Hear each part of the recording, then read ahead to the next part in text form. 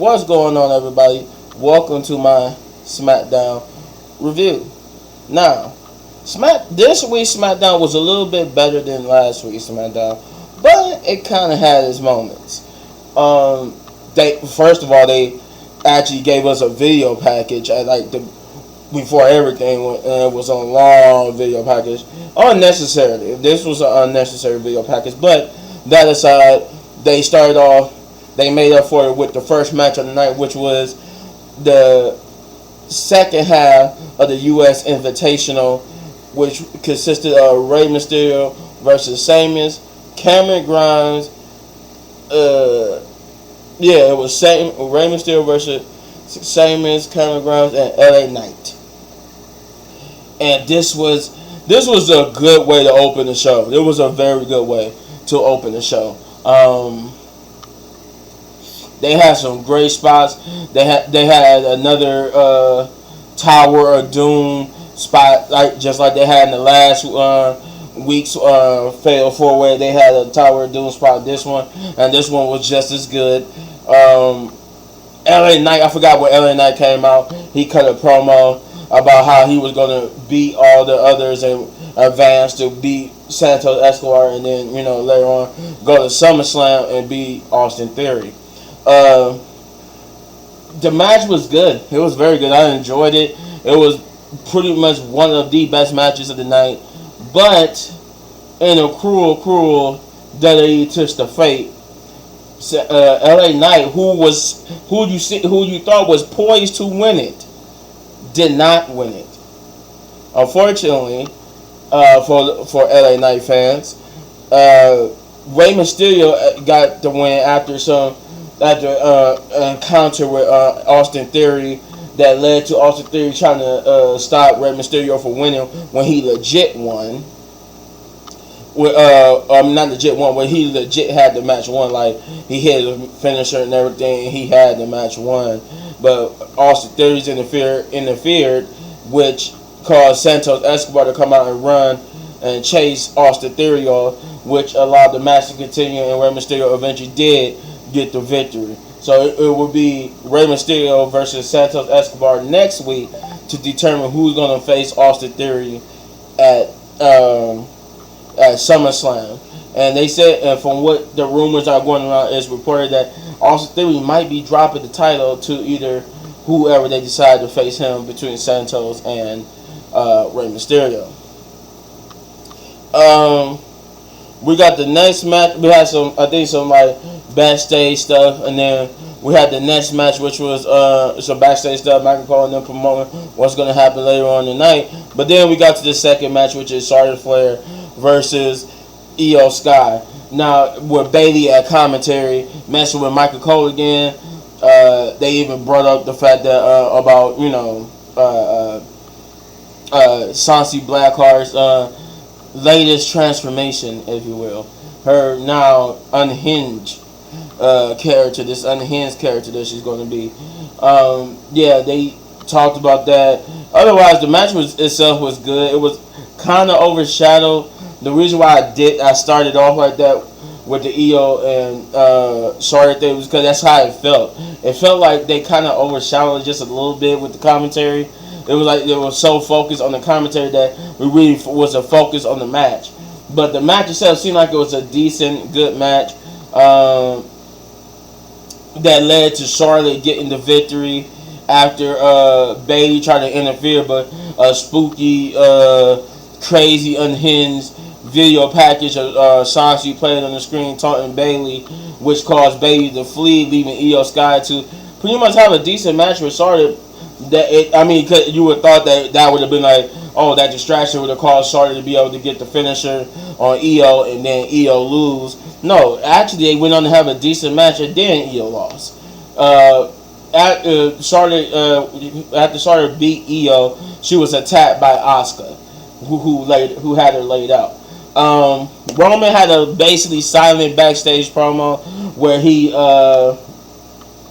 basically sat there looking at his legs, contemplating and thinking, and then he caught Solo looking at the legs. He like, what the and Solo like snapped out of it and just gave him the nod with approval, and then and just like did look the way did his own thing, which leaves Roman puzzled. Am I going to be portrayed by Solo next?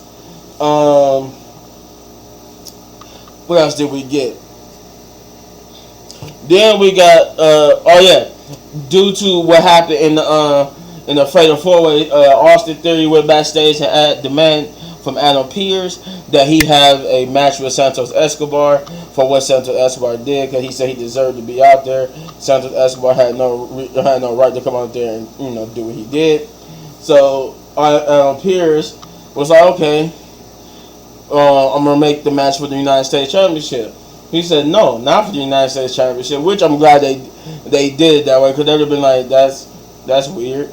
So you have a tournament to determine who's going to be the number one contender, then you just give Santos a championship match right there and there. That would have been weird. But yeah, he agreed to have a non-title match.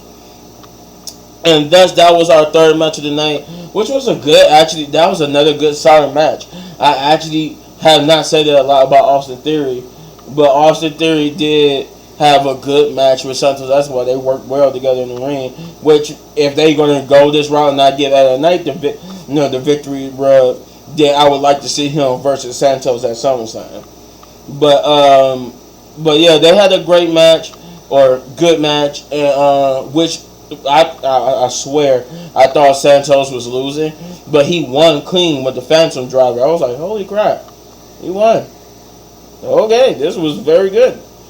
Then we got a quick Bobby Lashley promo where he bumped into Trick Williams and Carmelo Hayes, who by the way, I forgot to say too that because the Smackdown was in Orlando, a lot of NXT superstars was on hand at Smackdown, and he basically went and talked to Bobby Lashley. Basically said he was looking to running into Carmelo Hayes and Trick Williams and wanted to have a discussion, and that was the end of that promo.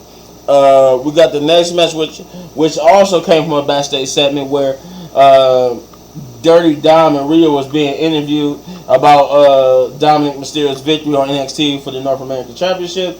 If you haven't seen my short, I talked about it a little bit, but man, that championship, them giving it to Dominic Mysterio was something else, man. I can't believe they actually did that.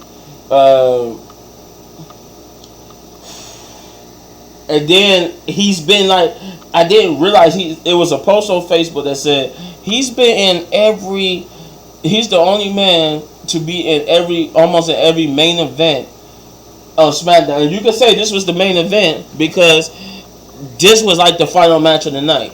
But yeah, they had a good match between him and Butch, because I forgot to tell you that part. Butch came into in the interview and basically interrupted, demanding that he get a title shot since they in NXT country, and though Dominic Mysterio was going to turn it down, Shawn Michaels turned up and said, you know what, as the authority figure over at NXT, I'm going to make the match official by going to talk to Adam Pearce to make it official, ironically. And thus the match was made official. They had a good match. And this was one of the matches that was okay, but it got a little wonky and a little weird at the end. Like they botched some stuff, like the pin, like the final pin on Butch was botched a little bit. There were some clunky things that happened. Pretty Deadly got involved. It was just Rhea Ripley got involved. She was the deciding factor in helping Dominic Mysterio beat up Butch. Yeah, it was the wonky finish though. That was what threw me off.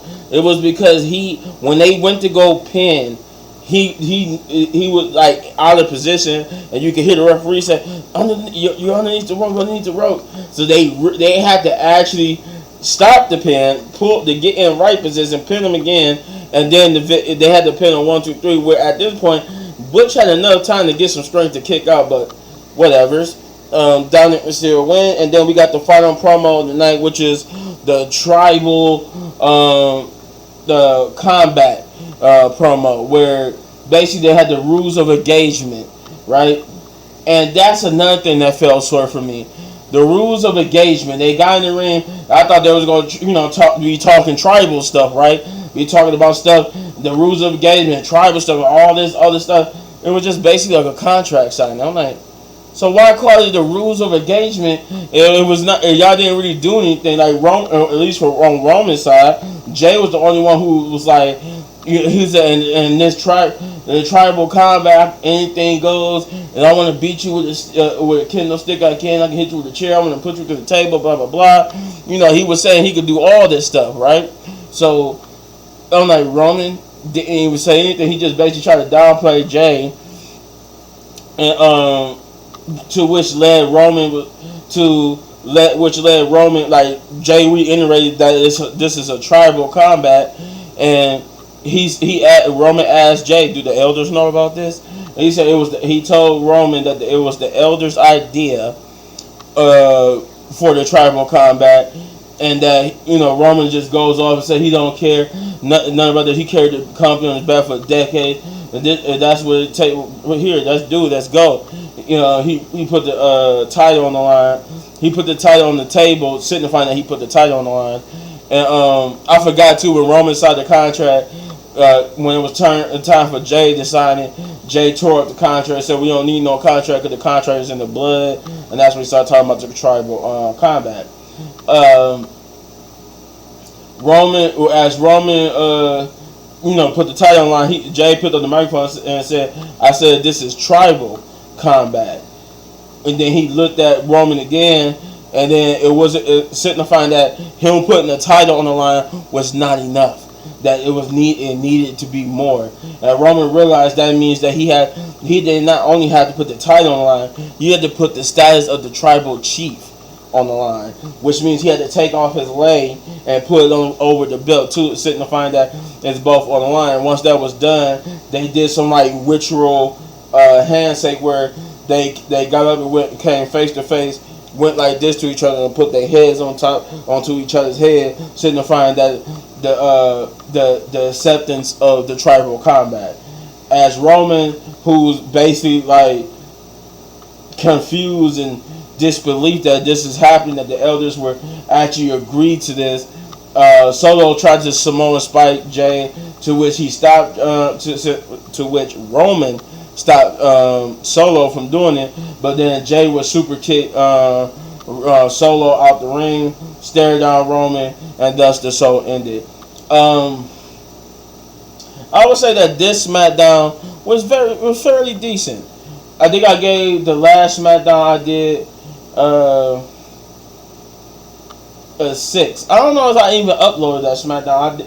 I did a review for it, but I don't know if I got a chance to upload it. But the last week's SmackDown was like a 6. It was boring. This one was better than last week's SmackDown, so I'm gonna give it a 7 out of 10. Big ups. But you let me know in the comments down below what you thought, and if you enjoyed my review, you know what to do. You hit this button right there for all of my daily reviews. And if you enjoyed the video so much you want to support the channel, you know what to do, guys. Hit those buttons, and as always, hit any one of these videos for more of my amazing content. Don't go anywhere because I got more videos coming your way. Peace.